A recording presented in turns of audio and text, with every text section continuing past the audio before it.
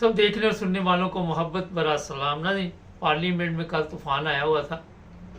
जो लोग पार्लियामेंट में बैठे हुए हैं उनको खुद नहीं पता कि वो किस तरह यहाँ पे पहुँचे, किस तरह उनके जो फॉर्म 45, 47 और क्यों चक्कर चला और हम पहुँच गए यहाँ पे। हनीफ अब्बासी जेल पता नहीं कितनी हुई थी, ड्रग्स, और फिर इसको छोड़ दिया गया पार्लियामेंट में। मेरा ख्याल है काफ़ी लोग हैं, मगर आज इससे बातचीत कर लेते हैं। पहले इसकी सुन लेते हैं, क्योंकि पहले सुनना भी चाहिए ना, फिर ही जवाब देना चाहिए। और जनाब जी हनीफ अब्बासी साहब सुने। बहुत शुक्रिया जनाब स्पीकर। हनीफ अब्बासी साहब, मैं गुजारिश करना चाहता हूँ और आपने मुझे मौका दिया। बेखतर कूद पड़ा आतिश नमरूद में इश्क, बेखतर कूद पड़ा आतिश नमरूद में इश्क, अकल है महवे तमाशा लबे बाम अभी। कल हमने कौम के सामने प्रेस कॉन्फ्रेंस में की, इंफॉर्मेशन मिनिस्टर साहब भी मौजूद थे, और इसमें कोई दो राय नहीं है। जो लाभ मिनिस्टर ने बात की और जो मौलाना पता नहीं लिखते हैं साथ के नहीं, हामिद रजा साहबजादा हामिद रजा साहब, उन्होंने हमारी तर्जमानी की है। मैं उनका भी शुक्रगुजार हूं और कुछ मुफ्ती साहिबान का भी शुक्रगुजार हूं जिन्होंने कल की प्रेस कॉन्फ्रेंस के बाद हमारी रहनुमाई फरमाई। हकीकत में वो लुत्फे जिंदगी पाया नहीं करते जो याद मुस्तफा से दिल को बहलाया नहीं करते। क्या बात। ये तो मुमकिन नहीं है जनाब स्पीकर, जैसे आपने अपने जज्बात का इजहार किया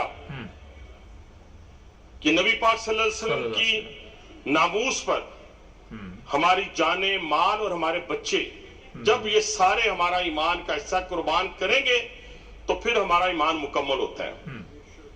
इसमें कोई दूसरी राय हो। जितने लोग यहाँ पर बैठे हुए हैं, इवन यहाँ पर जो हमारे मिनॉरिटी से ताल्लुक रखने वाले लोग हैं, वो भी इस बात का अकीदा रखते हैं। मेरी गुजारिश ये है कि जो फतवों वाली बात है उस पे तो यहाँ पे किसी को कोई किसी किस्म का इत्तेफाक नहीं होगा कि हर शख्स अपनी अपनी फैक्ट्री लगा ले और वो फतवे जारी करता जाए, अपनी जाती लड़ाई को कभी कुरान पाक की बेहुरमती के साथ मुंसलिक कर दे, कभी होटल पे बिल ना दिया गया हो या झगड़ा हो गया हो तो एक शख्स को जला दिया जाए या फैक्ट्री के अंदर जला दिया जाए। ऐसे वाकयात की तो ना इस्लाम इजाजत देता है, ना हमारा आईन इजाजत देता है, ना कानून इजाजत देता है।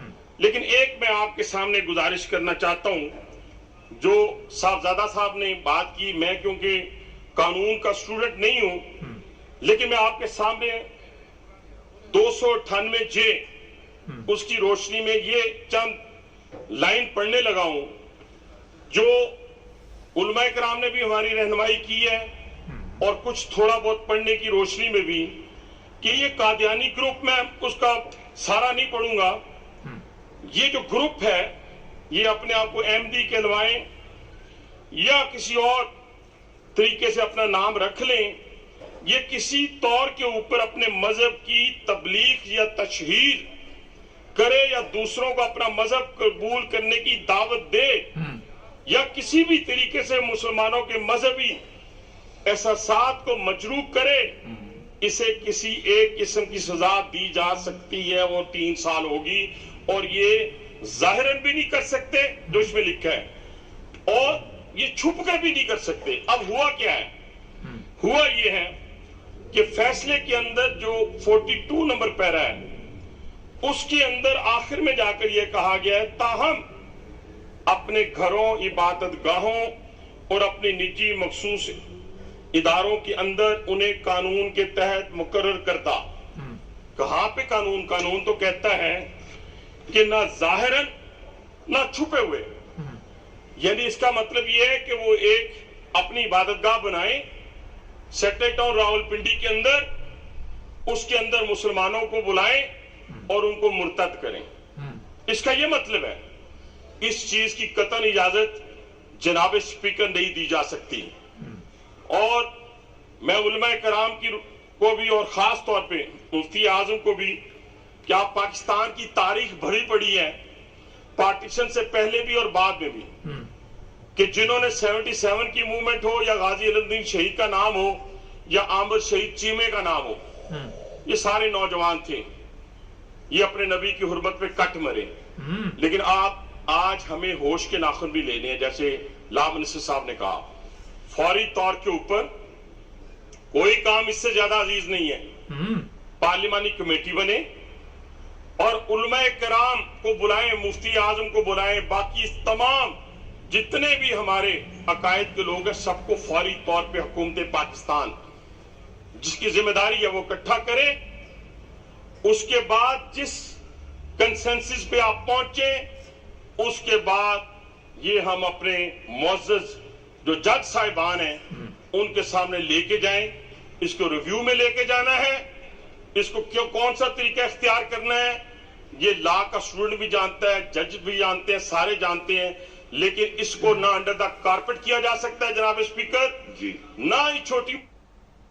अच्छा, एंड पे इन्होंने ये भी फरमाया, आपको मैं सुना नहीं सका वो, कि इस मुकद्दस अवान के फैसले।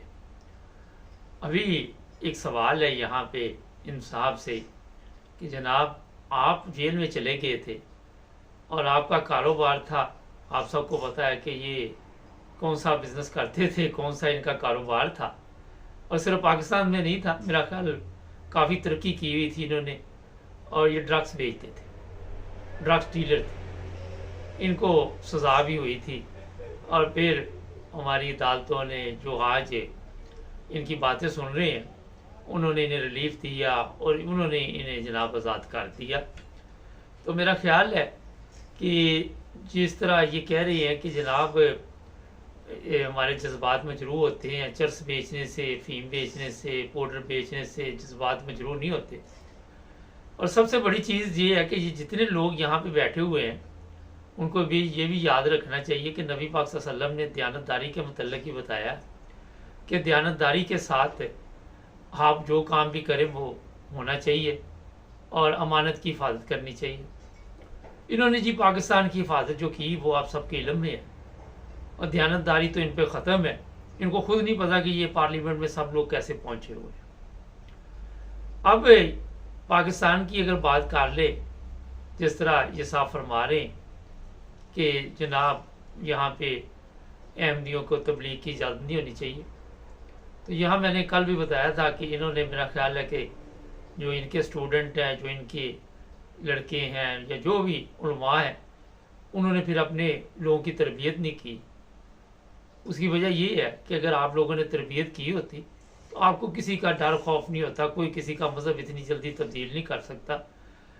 कोई बंदा भी यहाँ पे आप देख लें, किसी को आगे मज़हब की दावत दे तो कोई कबूल नहीं करता। हाँ, एक सूरत होती है जब वो अपने मज़हब के लोगों को देखता है कि वो ठीक नहीं चल रहे, वो बददियानती के साथ पार्लियामेंट में पहुँचते हैं, वो तशद्दुद करते हैं, वो जानी हैं, वो शराबी हैं, वो ठगबाज हैं, वो मुल्क की दौलत जो है कर्ज़े ले ले के दूसरे ममालिक में प्रॉपर्टियाँ ख़रीदते हैं, और फिर वो आके ये भी भाषण देते हैं कि जनाब जो नबी पाक सल्लल्लाहु अलैहि वसल्लम की तलीम है हम उसके मुताबिक भी चल रहे हैं।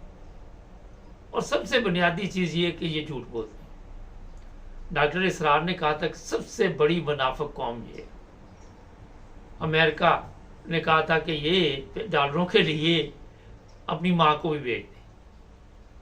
अब अंदाज़ा लगाएं कि जितना इस वक्त तूफ़ान वहाँ पे आया हुआ है, अदालतें क्यों बेबस हुई हैं, अदालतों के फैसले क्यों नहीं माने जा रहे।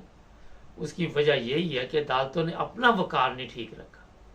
अदालतों ने अपनी हालत ये कर ली हुई है कि उनके फैसले जो हैं वो रोज़ाना बदल दिए जाते हैं, और मज़े की बात ये है कि उन्हीं अदालतों के ज़रिए बदले जाते हैं।